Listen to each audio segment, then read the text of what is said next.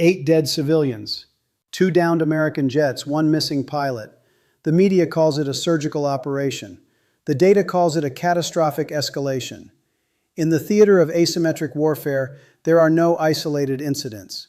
Let us look at the unclassified reality. Event 1. April 1, 2026. The B-1 bridge in Kheibar. 136 meters of steel and concrete. A $400 million infrastructure artery. Obliterated overnight. The administration called it a definitive warning. Local casualty reports confirm 8 dead and 95 wounded. 8 dead. Not military commanders, not missile operators. Civilians out for Nature Day, crushed under American munitions. Event 2. The immediate kinetic response. Not a proxy skirmish, not a diplomatic protest, but direct, unintercepted strikes.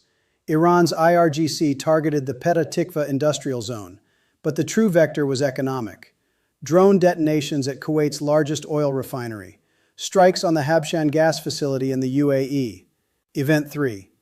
The blind spot, April 3rd. 2 American combat aircraft were shot down. 2. An F-15E Strike Eagle plunging into Iranian territory. An A-10 Warthog limping into Kuwaiti airspace before the pilot ejected. For the first time in over 20 years, American manned fighters have been swatted from a hostile sky. Listen to the silence that followed. A massive rescue operation pulled 1 pilot from the F-15 wreckage. But the Strike Eagle is a 2-seat aircraft. There is a second crew member, missing in action, deep behind enemy lines. The Pentagon has issued 0 official statements regarding his exact coordinates or status. They want your eyes fixed on the spectacle of a collapsing bridge in Tehran. They are terrified of what happens when the public realizes an American airman is currently being hunted. That is the baseline.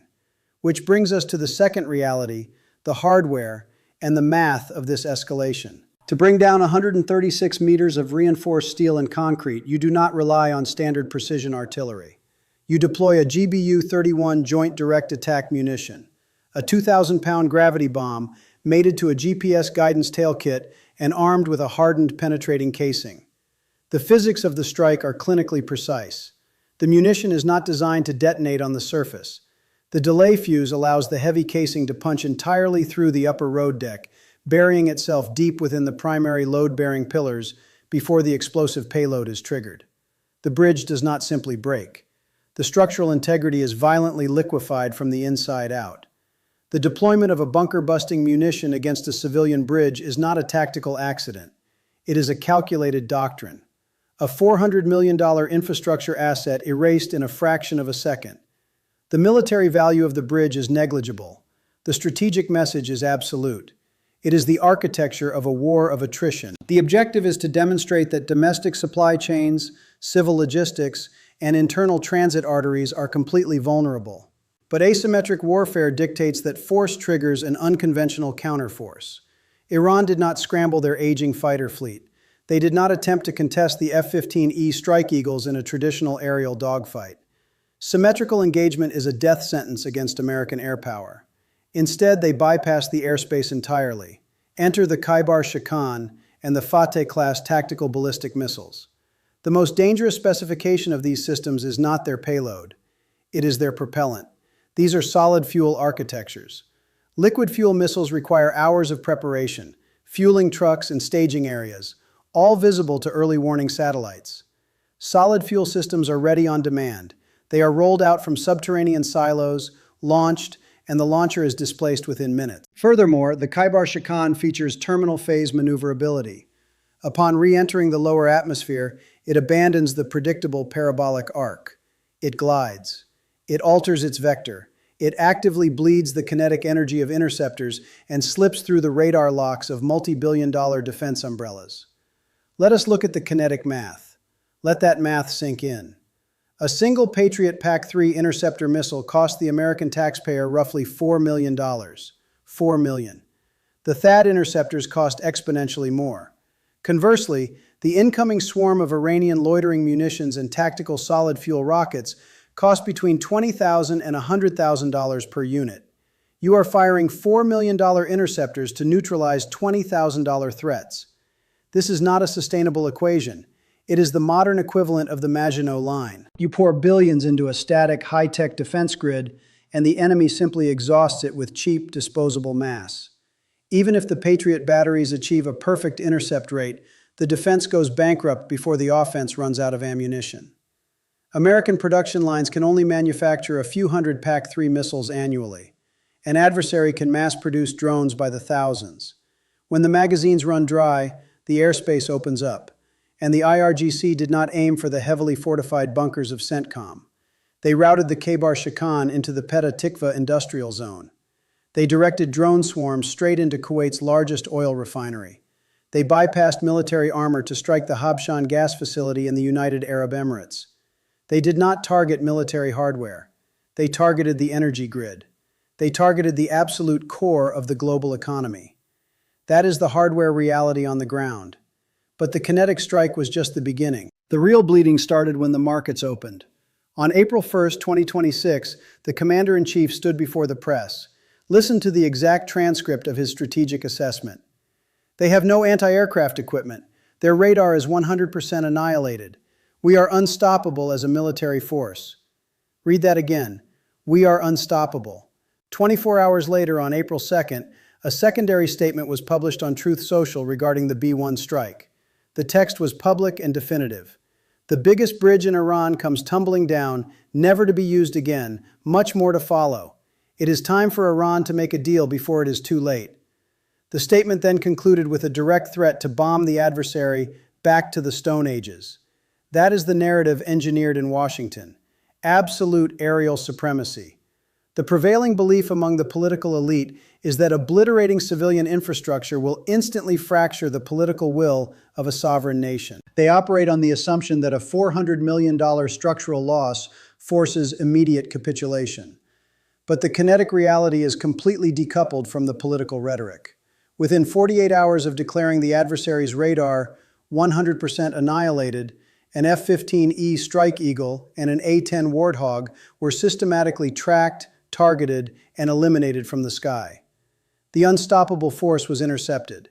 The allegedly non-existent anti-aircraft equipment functioned with lethal mathematical efficiency.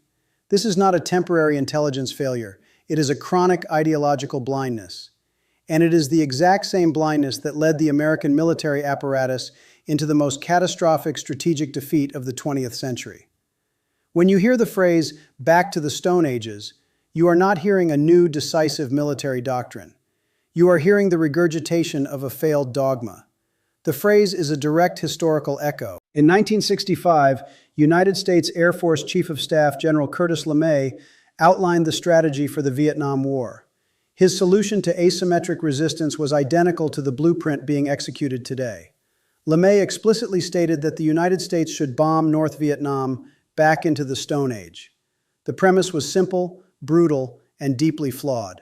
Apply overwhelming, unrestricted aerial bombardment against industrial and civilian infrastructure, and the adversary will break. The Pentagon launched Operation Rolling Thunder, followed by Operation Linebacker. They targeted bridges. They targeted power grids. They targeted logistical hubs. They utilized the B-52 Stratofortress, a high-altitude strategic bomber deemed untouchable, to saturate the earth with unguided munitions. The objective was to break the psychological spine of the population. Let us look at the hard, verifiable data of that historical campaign. The result was not capitulation. The result was the hypermobilization of an entire nation's defense grid. Over the course of the conflict, the Vietnamese air defense network achieved a kill ratio that permanently shattered the myth of American air supremacy. They did not surrender when their bridges collapsed. They learned how to shoot back. They shot down 4,181 American aircraft. Among those catastrophic losses were 68 B-52 Stratofortresses. 68. The apex predators of the sky, dismantled by a technologically inferior adversary utilizing rudimentary Soviet-supplied SA-2 surface-to-air missiles and conventional anti-aircraft artillery. Let that number sink in. 68 strategic bombers. 4,181 total aircraft. The sheer volume of high-explosive ordnance did not fracture the adversary's will. It galvanized it. The destruction of localized assets does not inspire rebellion against a local regime. It crystallizes absolute hatred against the foreign power dropping the munitions. The strategic bombing campaign did not secure a political victory. It accelerated a complete systemic collapse. On January 27, 1973, the United States was forced to sign the Paris Peace Accords, effectively initiating an unconditional military withdrawal that culminated in the fall of the Saigon government just over 2 years later. History proves the exact limits of air power.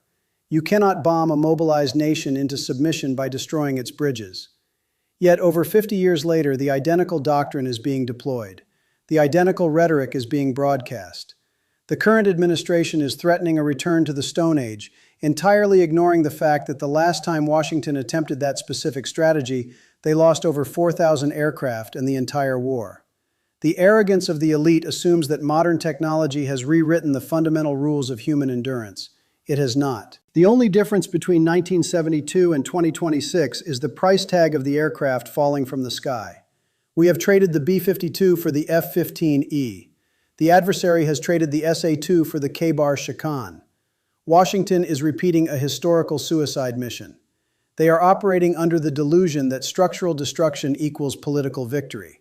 But as the burning wreckage of an American fighter jet currently sits in Iranian territory, and a pilot remains hunted by hostile forces, that delusion is rapidly collapsing. That is the historical and kinetic reality on the ground. But 6,000 miles away from the combat zone, a completely different war is being waged against the domestic population. Which brings us to the economic retaliation and the true cost of a $400 million bridge. The administration destroyed the B-1 bridge to send a message of total control. The calculation in the Situation Room was elementary. Inflict enough localized structural pain, and the adversary will submit. It is the classic doctrine of a war of attrition. A dominant power uses its overwhelming technological advantage to slowly crush the infrastructure of a weaker state. But asymmetric warfare does not absorb pain. It redirects it. Iran knows it cannot win a conventional war of attrition against the American military-industrial complex. They will not try. Instead, they execute a doctrine of horizontal escalation. They bypass the American military entirely and target the American wallet. On April 2nd, the IRGC released their official retaliation matrix via FARS news agency. They did not list CENTCOM headquarters. They did not list aircraft carriers. They listed the architectural and economic pride of America's regional partners. Sheikh Jabir Al Ahmad Al Sabah Sea Bridge in Kuwait, King Fahd Causeway in Saudi Arabia, Sheikh Zayed and Sheikh Khalifa bridges in the UAE. This is a calculated hostage situation. The message is not directed at the Pentagon. It is directed at the global markets. Iran is stating unequivocally that if their domestic logistics network is dismantled, they will dismantle the logistics of the entire Arabian Peninsula. The financial markets understood the threat immediately. This is the ripple effect in action.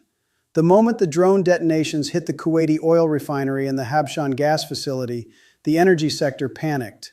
The algorithmic trading bots executed their fail-safes. Global crude did not just fluctuate, it violently spiked. Brent crude surged 7% in a matter of hours, crossing the $108 per barrel threshold. $108. Let us translate that number into domestic reality. When Brent crude hits $108, the American supply chain chokes. The price of diesel skyrockets. Every cargo ship, every freight train, every 18-wheeler transporting groceries and medical supplies operates on diesel. When transportation costs explode, the cost of every physical commodity on the shelf explodes. The administration authorized a strike on a $400 million bridge 6,000 miles away purely to project strength. The direct result is that the American middle class is now paying the invoice at the gas pump and the grocery checkout. The Pentagon continuously frames this as a contained, surgical kinetic engagement. It is not. It is an economic hemorrhage. You cannot isolate a war in the Persian Gulf. 20% of the world's total oil consumption flows through the Strait of Hormuz. It is the central artery of global energy. By antagonizing the power that controls that geographical choke point, Washington has effectively handed the detonator for American inflation over to Tehran. The political elite in Washington do not feel the impact of a $108 barrel of oil. Their salaries are insulated. Their portfolios are diversified. but the citizens they represent are not. The domestic population is being forced to subsidize a foreign military adventure with their daily cost of living. You are paying for the destruction of the B-1 bridge every time you fill your gas tank. And while the American consumer bleeds financially, the American empire is fracturing diplomatically. Look at the response from Riyadh. Look at Abu Dhabi. You do not hear resounding declarations of unwavering support for the American airstrikes. You hear the deafening silence of panic. Saudi Arabia and the United Arab Emirates did not ask for this escalation. They are currently staring at Iranian solid-fuel ballistic missiles aimed directly at their sovereign infrastructure. They recognize that Washington is operating unilaterally, using the Middle East as a staging ground for a political vanity project. The Allies are realizing they are nothing more than collateral damage in an American war game. The isolated empire is acting with absolute arrogance, alienating the very regional partners it relies on for geopolitical stability. When Washington drops a JDAM on Tehran, Riyadh feels the shockwave. The war of attrition is failing. The economic retaliation is succeeding. The structural damage to the Iranian bridge is temporary. The inflationary damage to the American economy is compounding by the hour. That is the macro scale, the geopolitical chessboard and the financial fallout. But while the politicians calculate the price of crude oil and draft diplomatic cables, the tactical reality on the ground is deteriorating with terrifying speed. The airspace is locked. The Patriot batteries are depleting their magazines. Which brings us to the next 48 hours, the impending tactical nightmare, and the ultimate irreversible cost of human collateral. The tactical window is closing. Over the next 48 hours, the remaining interceptor magazines will deplete. The Patriot and THAAD batteries cannot sustain a prolonged defense against cheap, mass-produced solid-fuel rockets. The defensive umbrella is thinning, and Washington faces an impossible tactical dilemma. Deep within Iranian territory, an American airman is currently evading capture. To leave him is a political catastrophe. To rescue him requires a combat search and rescue operation, CSAR. This means the Pentagon must insert specialized rescue squadrons, utilizing low-altitude rotary-wing aircraft, deep into a hostile denied airspace. They must navigate a fully operational air defense grid, the exact same grid that just eliminated an F-15E. They are preparing to risk a dozen elite operators to extract one. If a rescue helicopter goes down, the casualty rate multiplies. If Washington attempts a massive preemptive strike to suppress that air defense grid and protect the rescue teams, Iran has clearly broadcast their next vector. They will bypass the military entirely. They will target the remaining bridges in the UAE and Saudi Arabia. They will shut down the Strait of Hormuz. The stability of the global economy is currently resting on the outcome of a localized rescue mission. Now, lower the volume. Strip away the geopolitical calculations. Strip away the economic data and the tactical maneuvers. Look at the absolute baseline of this conflict. Look at the foundation of the bridge. When the GBU-31 detonated inside the B-1 bridge in Kheibar, 136 meters of steel and concrete collapsed onto the valley floor. The administration recorded it as a neutralized infrastructure asset. The local registry recorded 8 bodies. They were not military personnel. They were not strategic assets. They were local residents, commuters, families gathered in the area to celebrate Nature Day. A $4 million precision-guided munition was utilized to extinguish the lives of civilians observing a public holiday. That is the true nature of the kinetic strike. It is sterile on a monitor in Washington. It is final on the ground in Kheibar. The infrastructure is fractured. The domestic economy is bleeding. An American pilot is actively being hunted. Who is actually paying the price for this demonstration of absolute power? Wide notice.